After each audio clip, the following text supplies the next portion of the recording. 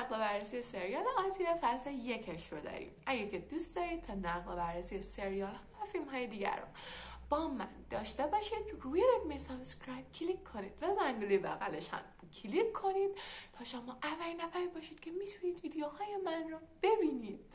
سریال آتیه یکی از موفق ترین سریال های نتفلیکس ترکیه است و رتبه خوبی هم توی IMDb بین سریال های ترک داره.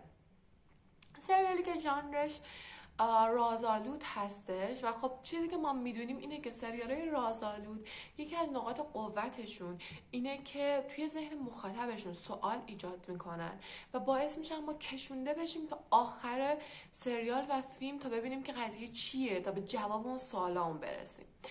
اما خب چیزی که وجود داره اینه که نباید تنها نقطه قوت این ژانر از فیلم ها تنها رازآلود بودنشون و یه جورایی تنها معما چیدن برای مخاطبشون باشه. من کلیات سریال رو بگم.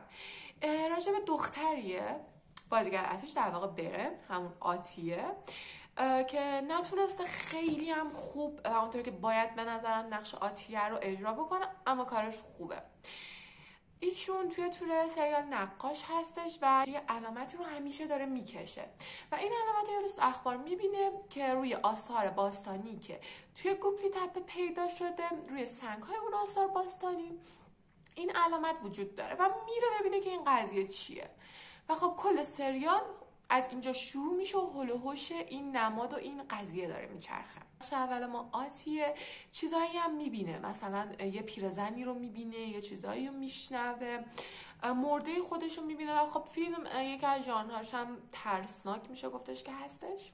گوبلی تپه بهتره که اینو بگم که وقتی که این قضیه رو میدونید یه کمی از اون حالت رازآلود بودن سریال براتون در میاد، اما اگه آشنایی نداشته باشید با این آثار باستانی شاید سریال حتی براتون خیلی رازآلودترم باشه. قدیمی ترین در واقع آثار باستانی که تا به امروز کشف شده توی گوبلی تپه ترکیه کشف شدش چند سال پیش که میگن یک معبد هستش که به دست خویشاوندان خوراکجوی ما در واقع این معبد ساخته شده و خب یه انقلابی رو شاید گفته بشه که توی علم رقم زد در مورد دیدگاه ما به گذشته، مثلا راجع به تصورات ما راجع به انسان ها. خیلی این قضیه بزرگ بودش، این آثار باستانی که کشف شدش.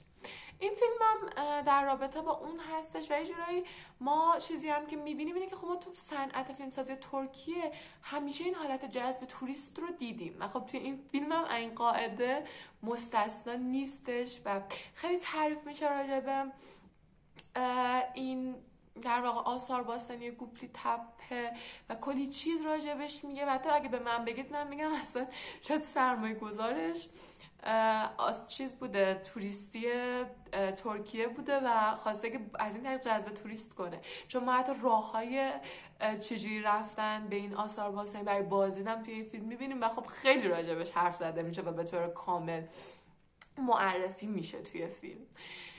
چیز دیگه ای که وجود داره توی این فیلم، سکانسی که من خیلی دوست داشتم این بودش که آتیه از زیر خاک تو حالتی بیرون میاد که به حالت جنینوار خوابیده و تو خودش جمع شده، از دل خاک بیرون میاد، جوری که انگار از دل طبیعت مجددا متولد شده.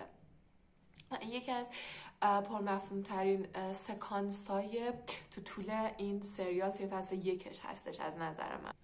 ما میبینیم که خواهر آتیه توی طول سریال کشته میشه و آتیه میره زیر اون معبدگاه و در واقع چیزی که آتیه دنبالشه و زیر اون آثار باستانی هستش دریچه‌ای برای رفتن به شاید بشه گفتش زمان و جهانهای دیگه، چون خب مکان و زمان هم مرتبطن، نمیتونم فقط بگم که به جهان دیگه، به زمان و مکان دیگری، به جهان دیگه‌ای میره و اونجاست که در رو میزنه. خواهرش زنده است این دفعه توی این دنیا، در رو میزنه در آتلیه رو، خواهرش در رو باز میکنه، بغلش میکنه، اما چیزی که میبینه اینه که خواهرش نمیشناستش و اسمی هم که میگه به خواهرش، خواهر میگه اصلا اسم من این نیست و شما دنبال کی میگردی.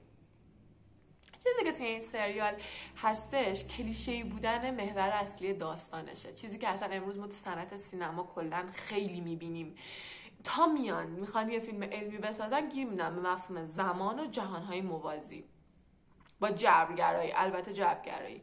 این ستا رو کلا میچسبونن به هم و یه فیلم در میارن دیگه. یعنی از فیلمای الان در واقع فیلمای حال حاضر علمی صنعت سینما ما نمیبینیم که خیلی چیزی ساخته بشه که فراتر از این بره. این سریال هم از این قاعده مستثنا نیستش متاسفانه. قصه سرایی خیلی کلیشه‌ای نیست، اما خب مبحث اصلی کلیشه‌ایه. اما بازم من میگم من پیشنهاد میکنم که این سریال رو فصل 1 رو ببینید. جز سریال هاییه که پیشنهاد میشه. نقدی که من بس این سریال داشتم همین بود. امیدوارم که این سریال رو ببینید و از تماشاش لذت ببرید.